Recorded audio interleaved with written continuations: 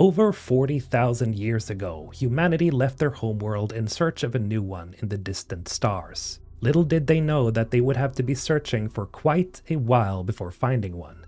And before that, humanity would find itself changing, evolving into something else. Something better. Something worse. The universe of Exodus is a massive one, and today I want to dive into the lore of this upcoming RPG because when it comes to world building, understanding the universe is really important if you want to find yourself completely immersed in the game when it does finally come out.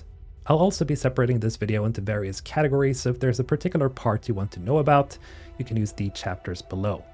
Now, let's start by looking at the evolution of humanity in Exodus. You've probably heard the term celestial being thrown around quite a lot. They're this enigmatic group of aliens that has their heel on the throat of humanity, controlling most of the systems of the Centauri cluster and being the creators of a lot of the technology we will be hunting for in the game.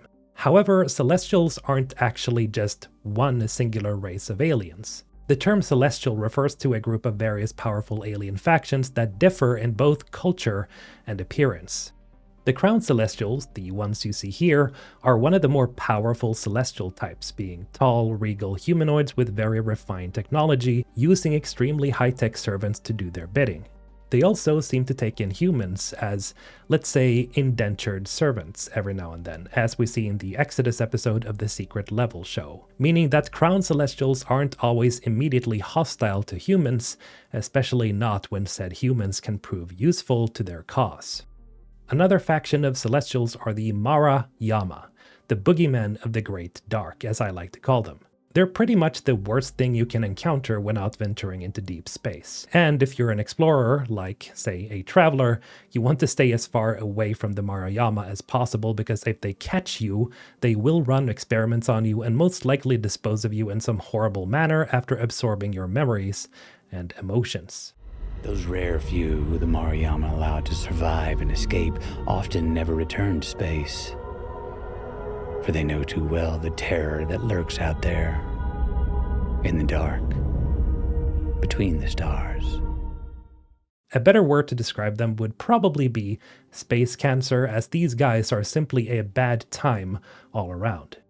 Now, these are only two of the celestial factions that will appear in Exodus, and there's bound to be many more. We even have a list of some celestials we haven't seen yet: the Detoneer, the Carallax Dominion, the Q Celestials, and Imperial Celestials are again just a couple of the various factions we'll most likely be seeing at some point, and there are many more to be revealed. Now, before we move on to the next topic, it would be remiss of me not to mention the Elohim. Whenever you hear this faction get name-dropped at some point in the future, all you need to know is that they were, or well, perhaps still are, the single most powerful celestial faction in the Exodus universe.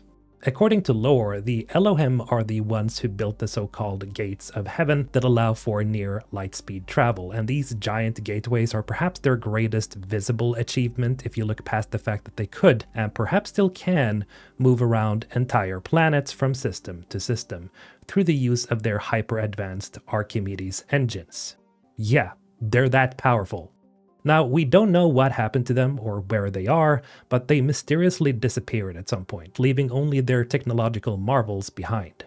However, all the other celestial factions still obey their one rule, that you are forbidden to use something called an entropy drive, which allows ships to approach light speed on their own without using the Gates of Heaven. Why this is a big no-no is because the entropy drives disrupt the pathways of the gates. However, this hasn't kept humanity from still using entropy drives, and it's possible that these drives are still used by various human factions in secret. Now, you might have noticed me using the term alien for describing the Celestials, but this is not entirely the correct way to describe them, because, you see, Celestials are what some of humanity became through roughly 40,000 years of evolution, both natural and forced. Yes, this means that while the various alien factions we will encounter in Exodus are very much alien in nature, like the Marayama, they're all technically human, albeit having changed so much to the point that they're mostly unrecognizable. This, however, I feel is a great way of explaining why so many alien races are bipedal and vaguely human, making the universe feel all the more real, at least to me. Now, Celestials are not to be mistaken with Changelings, which is another pathway of, let's say, evolved humans. However, they're not exactly equal to neither Celestials or humans. Changelings are usually various groups of workforce species like the Arcavir, a race that was forcefully evolved to survive in extreme conditions such as radioactive worlds and other harsh climates. Most changeling races have been engineered to be docile but also to serve, so your safety may not be guaranteed if you interrupt them in their duties. However, if you ever run into the Koven, your best choice would be either to hide, run away, or instantly fight for your life. These changelings are various creatures created by the Maruyama Celestials, and instead of being a reliable workforce, they're used instead of soldiers and hunters, being highly sophisticated killing machines akin to cyborgs, being made up of both organic material and machinery. It wouldn't surprise me if the Koven acts as one of the main hostile forces in the game. Another possible major faction we haven't seen much of yet are what's called Silicates. These, well, creatures are still an enigma as of yet, being small, seemingly insignificant crystals that are actually a form of symbiotic lifeform. Upon contact with a human, the silicate attempts to merge with said person, sort of like a symbiote from the Spider-Man franchise, which could either result with the human dying, or, upon success, the merging creates a new lifeform referred to as a demon. Now, demons are supposedly one of the few things that Celestials fear, as aside from transparent skin and other physical changes, demons gain enhanced speed, strength, and other physical abilities, essentially turning them into superhumans. It's theorized that Silicates are a true alien species that evolved outside the reach of humanity, or they were created by such a civilization as their origins are completely unknown. Demons are unfortunately prone to violence, and it's possible that this is because the silicate wrestles to gain control, but as of today, this remains unexplained. Another point of confusion are these hyper-intelligent animals. The term for these are awakened, and as you might have guessed, humanity uplifted various animal species at the start of their journey through the stars to act as helpers or servants in one form or another. Take for example the awakened bears that act as both living war machines and field medics due to their resilient nature. And in the recent reveal trailer, we can see just how powerful a single awakened bear can be, with the protagonist June apparently struggling in his fight against one.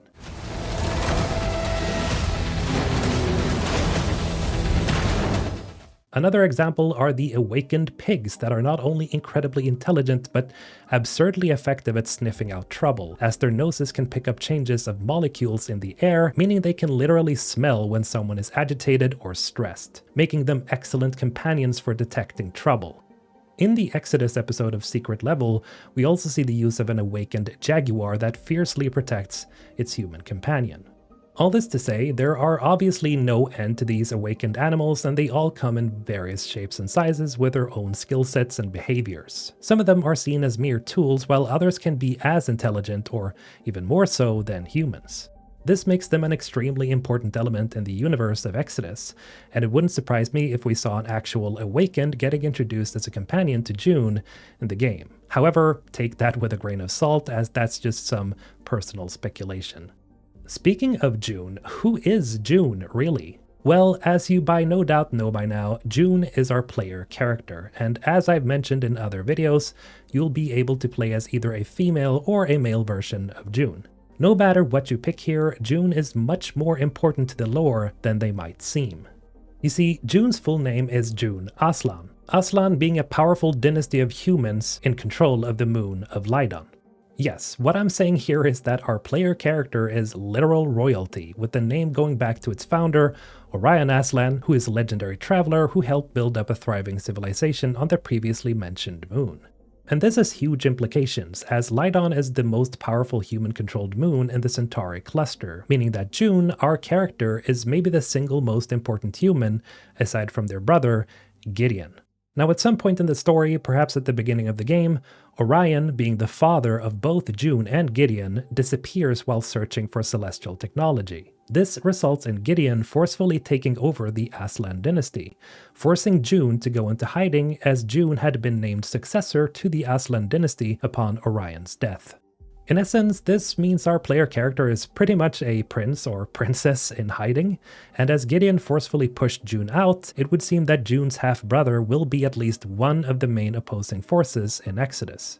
Now, June's unique position is not the only thing that's special about him or her. It turns out that aside from being literal royalty, June is also a half-celestial, being the child of a celestial named Ava, whom Orion apparently fell in love with or perhaps just had a fun one-night stand with. No matter which case, this means June has access to various celestial technology as celestial blood literally runs through their veins. In the gameplay trailer, we can see June using a type of gauntlet to interact with the environment and to defend himself, and this is what's known as Livestone, which is a mix of organic and inorganic material with capabilities such as morphing into various items and objects that are useful to June. Obviously, the Livestone Gauntlet is not the only celestial item June has access to, as we'll be spending the whole game collecting various artifacts and technology that only June will have full access to, because of their, well, let's say, genetic condition. Now, as we're reaching the end of the video, I want to mention that there are many things that still remain unexplained about Exodus, things that I will be covering in the future of this channel, and I will absolutely make longer deep dives on lore as we learn more about the universe. For now though, this relatively short lore video will have to do. Speaking of which, let me know if there's anything you guys would like me to cover in particular, like companion deep dives and things of that nature. Anyway, if you enjoyed this video, please do consider liking it and make sure to subscribe for all your future Exodus content. This has been Mr. Holton, signing out.